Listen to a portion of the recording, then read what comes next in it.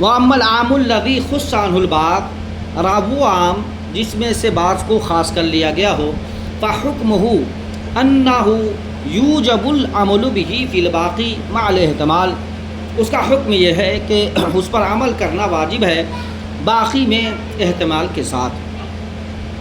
ہم نے کل اس کی تفسیر کر دی ہے، کچھ وضاحت کر دی تھی کل بھی پرسوں بھی، ٹھیک ہے۔ فَإِذَا قَامَ الدَّلِيلُ عَلَى تَخْصِيصِ الْبَاقِي، تو جب دلیل قائم ہو جائے باقی کی تخصیص پر، يَجُوزُ تَخْصِيصُهُ بِخَبْرِ الْوَاحِدِ وَالْقِيَاسِ، تو اس کی تخصیص خبر واحد اور قیاس سے جائز ہے۔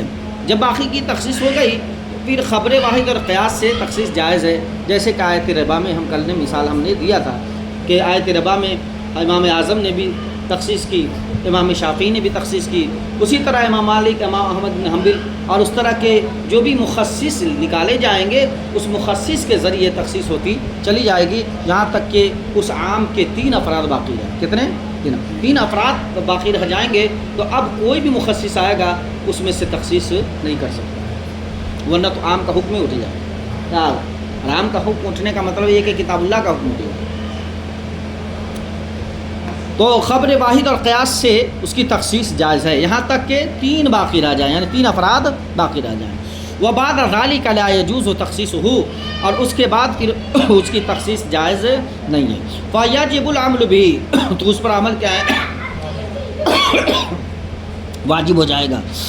وانما جاز ذلك لان المخصص الذي اخرج البعض عن الجملة، کہا جوسی نیست کہ وہ جائز ہے اس لیے کہ مخصص وہ جس نے جملے سے بعض کو نکالا ہے، لو اخرج بعضا مجھولا یثبت الاحتمال فی کل فرد معین، کہ اگر وہ بعض مجھول کو نکالے گا تو ضرور ہر فرد معین میں احتمال باقی رہے گا۔ اب مجھول نکالا ہے تو مجھول جہالت ہے اس کے اندر، اس جس فرد کو نکالا ہے اس فرد میں جہالت ہے، تو ظاہر سی بات ہے وہ جہالت تو سارے افراد میں پائے جائیں گے نا۔ معلوم نکالنا چاہیے، علت معلومہ کے ذریعے کوئی معلوم نکالا ہے تو ٹھیک ہے، اور کوئی علت مجھول کے ذریعے نکالا ہے تو وہ آپ میں بھی پایا جا سکتا ہے، اس میں بھی پایا جا سکتا ہے، سارے افراد میں پایا جا سکتا ہے، ٹھیک ہے۔ فجاز ان یکون باقیا تحت الحکم العام، تحت حکم العام، تو جائز ہے کہ وہ عام کے حکم میں باقی ہو۔ جیسے مان لیجئے میں نے کہا سارے بچے جائیں گے کہاں؟ ہاں، دعوت کھانے، دعوت کے علاوہ کوئی چاہتی ہے؟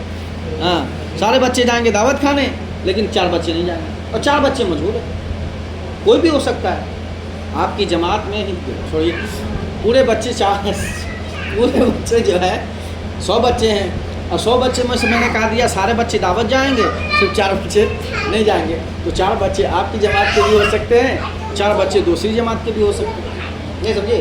تو جب مجھول ہم نے نکالا ہے تو سب میں جہالت پائی جائے گی، نہیں سمجھے؟ کہا تو پھر وہ عام کے تحت باقی ہوں گے۔ وجاز ان یکون داخلا تحت دلیل خصوص، تو دلیل خصوص کے تحت داخل ہونا جائز ہو جائے گا۔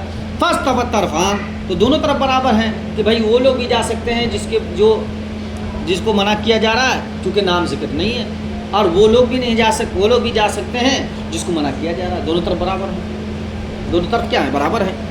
فی حق المعین فَإِذَا قَامَ الدَّلِيلُ الشَّرْعِيُّ عَلَىٰ أَنَّهُ مِنْ جُمْلَةٍ مَا دَخَلَ تَحْتَ دَلِيلِ الْخُصُوصِ تَرَجَّحَ جَانِبِ تَخْصِيصِهِ، اور جب دلیل شرعی قائم ہو جائے، اب ظاہر سی بات ہے ایک مرجح چاہیے، تبھی تو ترجیح ملے گی کہ نہیں جی یہ 4 بچے نہیں جائیں گے، سمجھ گئے، باقی سب جائیں گے، تو ترجیح والی وجہ چاہیے، تبھی تو ترجیح کریں گے، خاص کریں گے تو مخصص چاہیے، ایک ترجیح چاہیے۔ اب ہم کہہ دیں گے جی ہاں جماعت ثالثہ کے بچے دعوت نہیں جائیں گے، جماعت ثالثہ کے بچوں کو یہاں بیٹھ کے پڑھنا ہے، کیوں؟ اس لیے کہ آج سبق یاد نہیں کیا تھا، سنایا، تو یہ کیا وجہ تھا؟ تو جب دلیل شرعی قائم ہو جائے اس بات پر کہ وہ فرد معین جملہ میں سے ہے، تو ما دخل تحت دلیل خصوص، تو وہ دلیل خصوص کے تحت داخل نہیں ہوگا، ٹھیک ہے۔ ترجح جانب تخصیص ہی، تو اس کا جانب تخصیص جو ہے وہ ترجیح پا جائے گا۔ وَإِنْ كَانَ الْمُخَصِّصُ أَخْرَجَ بَعْضًا مَعْلُومًا، یہ تو جہالت کی بات تھی کہ بعض مجہول کو نکالا تھا، اب بعض معلوم کو نکالا، جیسے اللہ فرما دے کہ سارے مشرکین کو قتل کرو، لیکن ہاں کچھ مشرکین جو تمہارے ذمے میں ہیں، ذمی مشرک اسے قتل نہ کرو. اب تو یہ کیا ہے معلوم ہے بعض ایسے